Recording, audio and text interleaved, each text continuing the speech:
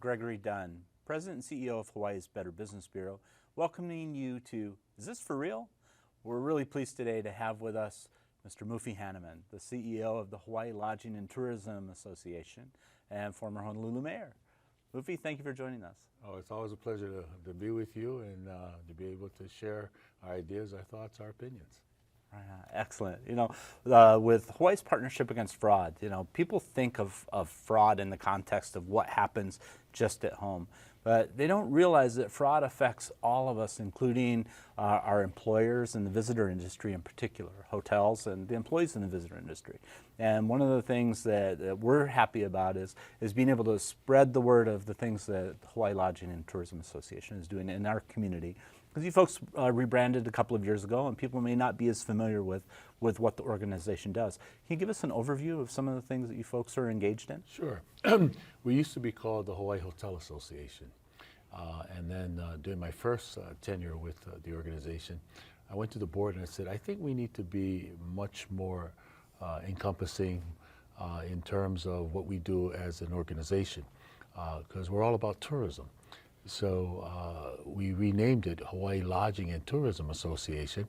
And the fact of the matter is the hotels and properties are very much a part of our organization, lodging accommodations, I should say, but allied members, those businesses that are not really hotels or lodging accommodations, whose livelihood, whose prosperity depends upon the state of our tourism industry. So with that kind of a mission going forward, we are all about education and advocacy. We want to make sure that not only we as an industry understand the important role that we play, our employees, our people who live in Hawaii, as well as the visitors that come here. And there's many ways that we are able to get that education and advocacy message out. Like you, we need to be concerned of what kind of laws that are passed in government, those that can assist us, and sometimes those that may hurt the industry. And at the same time, we also need to educate the public at large to understand, as Doc Kelly used to say, tourism is everybody's business. And I'm saying today, we are all in this together. It continues to be our number one industry. It continues to be our number one provider of jobs. Without a strong tourism industry, I shudder to think where we would be as a state. I mean, when we say that, when we think about the number one provider of jobs, what's the estimate of the number of jobs that are directly relying on the tourism industry right now? Well over 250,000 jobs, and it hovers. Yeah. But it's well over 250 jobs are directly or indirectly related to tourism. And as we've seen the last 4 years, the industry continues to grow. We've had a record number of arrivals here, record number of spending taking place. So we're very pleased with the way it's going. But like with everything else, Greg, you can't be complacent. You have to also make sure that you're protecting the industry against fraud and abuse, as well as the fact that we need to make sure that we're doing all the things that we need to do to make sure that when people come here, they'll see us as a great place to vacation, to visit, to invest, to do business, to learn, and that our people also support the industry. And so we have to be very careful also that we not do things just for our visitors, but our local residents are always going to be included and be a part of it. Because when you think about it, you've got the, as an economy, you have the people that are coming here and bringing money to spend, that when they have that money to spend, they're able to help then provide jobs because they're spending money in the economy that's providing jobs. And then our local folks that have the jobs have the money to then also spend back into the economy. So it's an ecosystem.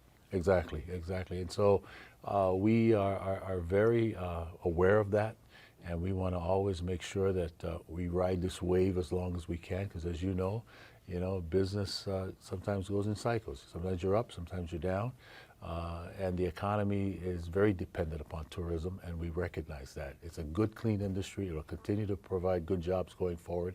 And I've always preached kind of a synergism with tourism. I'm saying if it's our core competence, and let's strengthen tourism by diversifying from within. Now, what do I mean by that?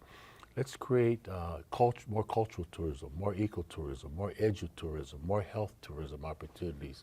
The list is endless, where people will come here, have a great time, vacation, but also be able to do serious work or learn something, and especially when you keep the focus on our Hawaiian culture, because that is what makes us unique, this very infectious spirit of aloha.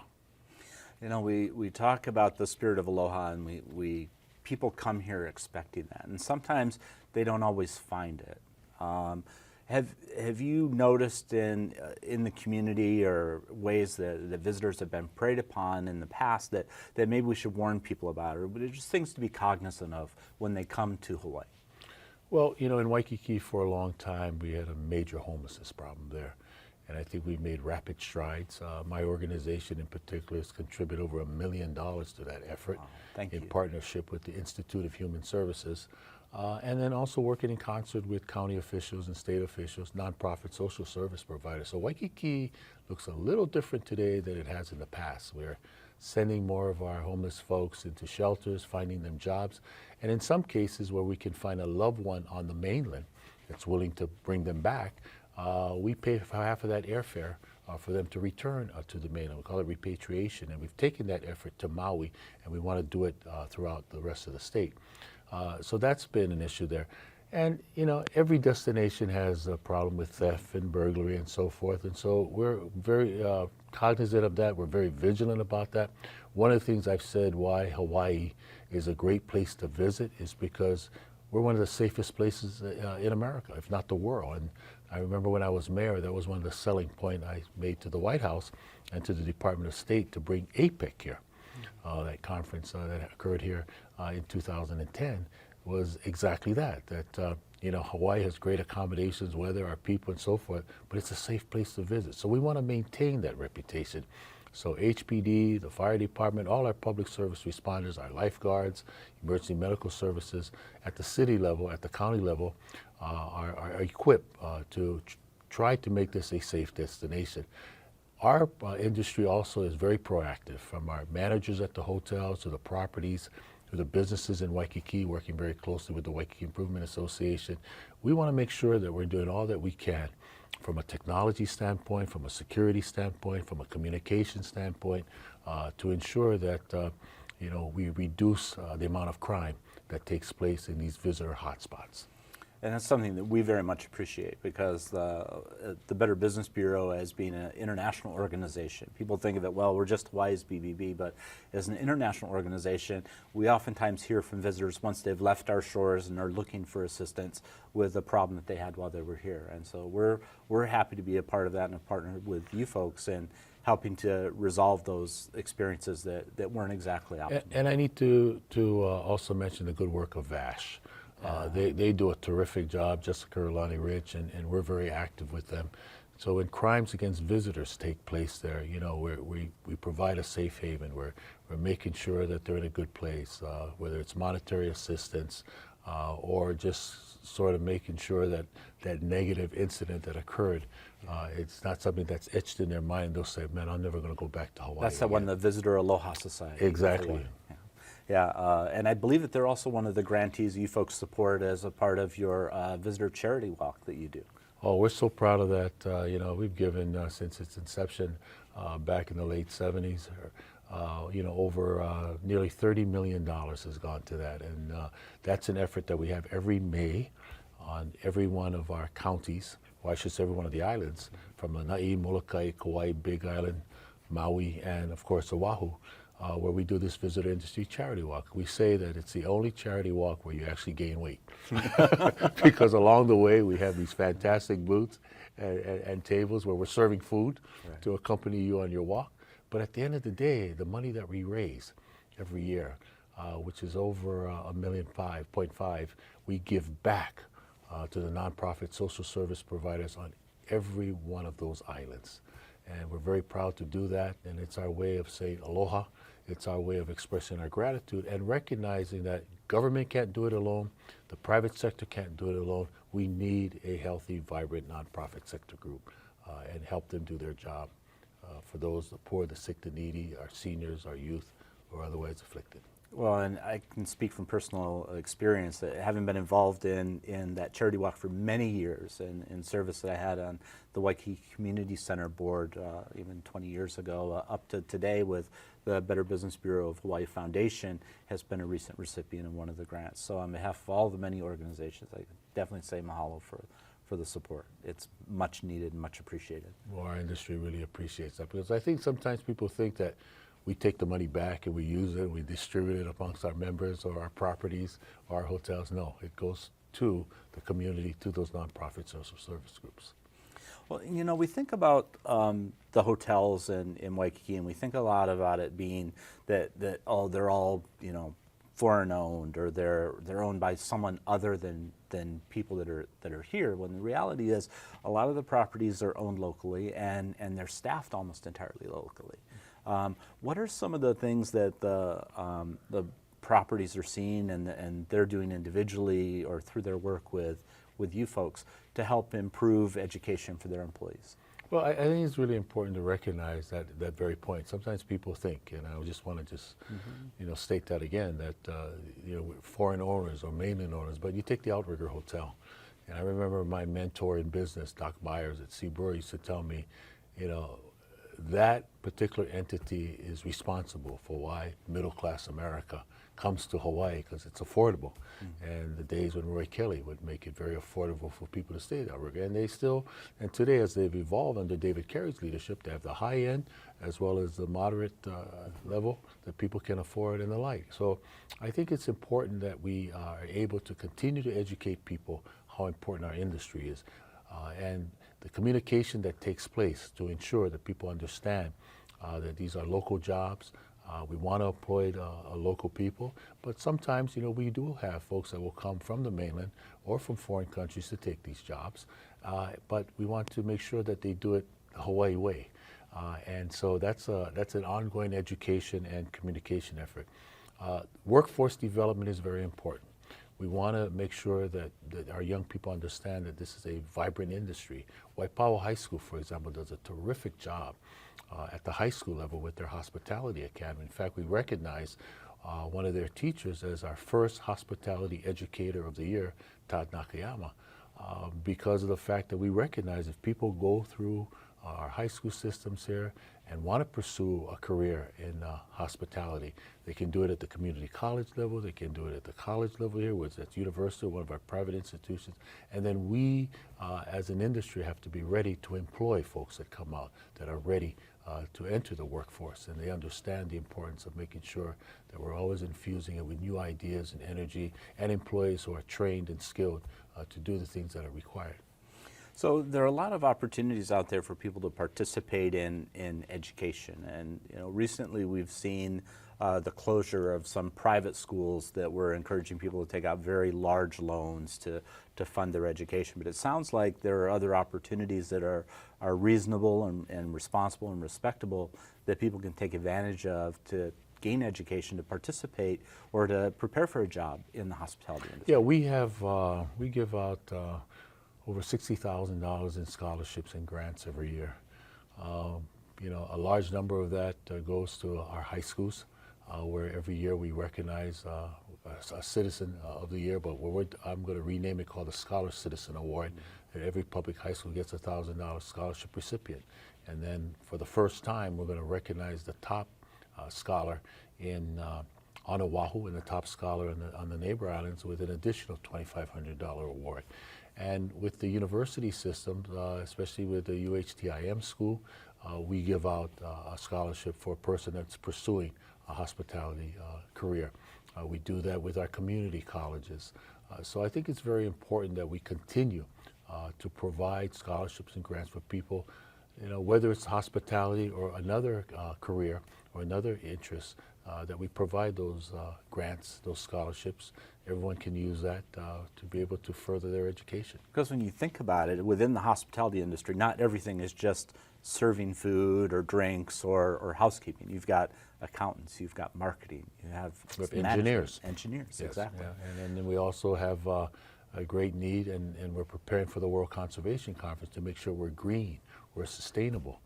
So that also requires making sure we have specialists in that regard. And also we're hiring a whole new generation of millennials, and they come in with new ideas, and they infuse the workplace with that. So it's constantly evolving, it's constantly changing, and when you are the largest provider of jobs in the community, you have to be able to address all of that. And then at the same time, as people start to retire, we want to make sure that you're having folks that can come in and assume those jobs.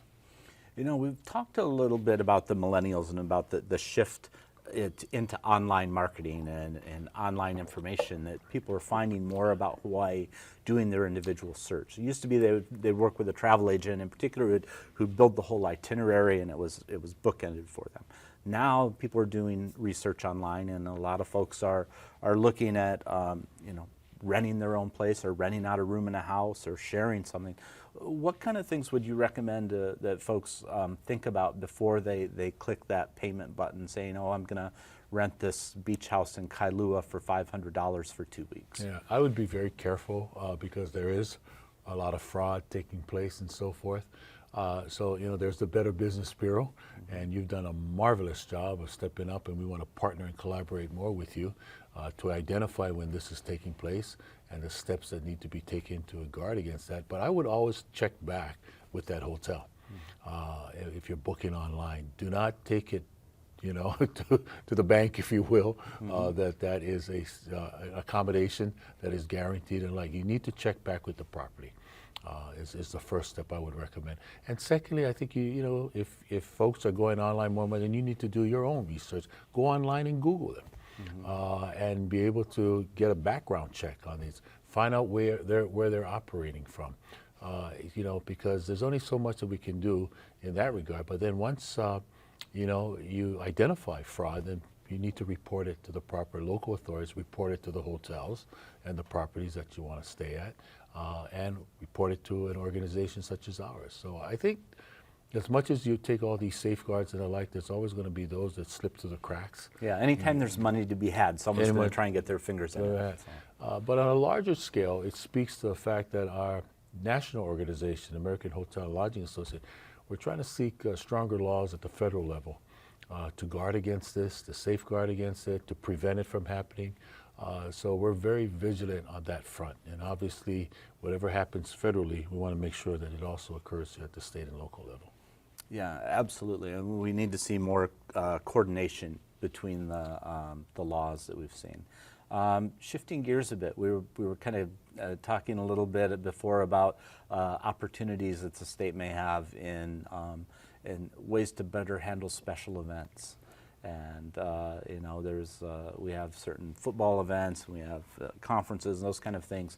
In what ways do you see the HLTA helping to mold public policy, or help the state in coming up with better solutions so that we give visitors and locals a better experience? Well, we're very much supportive of Lieutenant Governor Tsutsuy's initiative to create a sports and entertainment authority. It's an old idea. It's been bandied about. I mean, back in the day, in the 90s, when I was the state director of the Department of Business, Economic Development, and Tourism for Governor Waihee, we floated it back then. And with these recent negative incidents that have occurred, whether it's a flap with the soccer situation there at Aloha Stadium, or most recently with the Pro Bowl, it speaks to the need to have a centralized focus, an effort at the state level that not only will proactively seek good events to come here, but in the planning, the execution, the implementation, that it happens. And it's done in a coordinated, consistent basis. That's what's missing right now. So this sports authority would create an all-volunteer board with funding coming from the transient accommodations tax. That's what it was set up to do.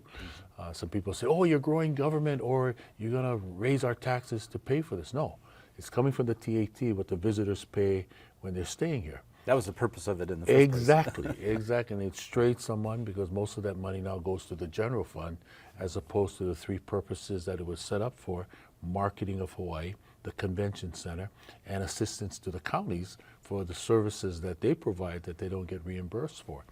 So I think the time is right. I've been in deep conversation with Lieutenant Governor Tsutsui. There's champions at the legislature that want to see this happen, from Senate President Ron Kochi to Representative Scott Nishimoto. I mean, a host of people are jumping on board, because now more than ever, especially with the traffic fiasco that occurred on Pro Bowl Day, where some people took as long as 4 hours to get from their house to the game, That No, was that one of just them. can't happen. Okay, well, there you go. And I live in the IAEA area, and people were complaining who weren't going to the Pro Bowl that they couldn't get out of their neighborhood on that Sunday. So that being said, I think that is probably the best idea. Its time has come. We need to pass that. We need to create it. We need to be supportive of it so that we have someone or an entity that we can point to and say, hey, what happened? Or how are you guys going to fix it? So right now you got everybody kind of going like this. Was it my job? Was their responsibility? Let's end all of that. Let's have a centralized place where it goes. So, and not just for sports activity, for entertainment. Concerts that may be held at Aloha Stadium or other state-related facilities. Yeah, because we were talking about, in particular with the Pro Bowl, that it had been in decades since there was a sellout event at the Aloha Stadium, and the difficulty that people had in reaching their destination and having a good experience. And it wasn't just visitors; it was also local folks. It affected everybody. Well, and what exacerbates the situation, you have the National Football League, and we want the game here as often as we can. We recognize now they may have plans to take it elsewhere. But when you're trying to make a case to keep it coming to Hawaii, because all the folks that want it there, and then they see a situation like that, they're scratching their heads and go, maybe it is time to move it out of Hawaii much more regularly than we have done in the past. So we need to end all of that. Pro Bowl is near and dear to my heart because I've negotiated in the past to keep it here. And I think people in Hawaii are football crazy. We have lots of sports fans here. They want that connection to the most prestigious league in the United States, if not the world. Mm-hmm. And I think what's really helpful in my mind is the fact that HLTA as a private association, because you folks are a nonprofit, you're not a government agency, you're not the ones that are out marketing Hawaii to Japan, or not to be confused with Hawaii Visitors Bureau or HVCB or any of those. You're a private association of businesses and individuals in the visitor industry. Yes, and I think that gives us a little more freedom to advocate, to educate, to speak out, because we're not relying on government funds. We don't have to be careful what we say for alienating a legislative branch or the executive branch or the county government, what have you. And so I think that's a real plus on our side. But at the end of the day, we recognize we can't do without a strong focused effort from government. We can't do without government funding to market Hawaii for those entities that market us and so forth. So it's a collaborative effort. We're all working in this together, and we want what's best for everyone. Well, that's so important, because it goes back to the Hawaiian values we talked about, Lolima, everyone coming together and trying to make it better. What are some of the initiatives that you folks are looking to put forward over and above what you're already working on? Well, we want to prepare for the World Conservation Congress. We think it's a major opportunity to showcase to the world how green, how sustainable we are. Because that's how many folks will be coming in for that? Oh, thousands that are coming in for it. And it's considered the Olympics of Conservation. It'll take place in September of 2016. Prior to that event, there will also be a Pacific Island Summit here where leaders of the Pacific Islands are going to gather here, and that speaks to our genealogy, our heritage in the Pacific. So, it's a major opportunity. It's the first time this Congress is going to be held in the United States. And it's in Hawaii. And it's in Hawaii. Wow. So President Obama will be back. Nations, heads of states of nations around the world, they're all coming here.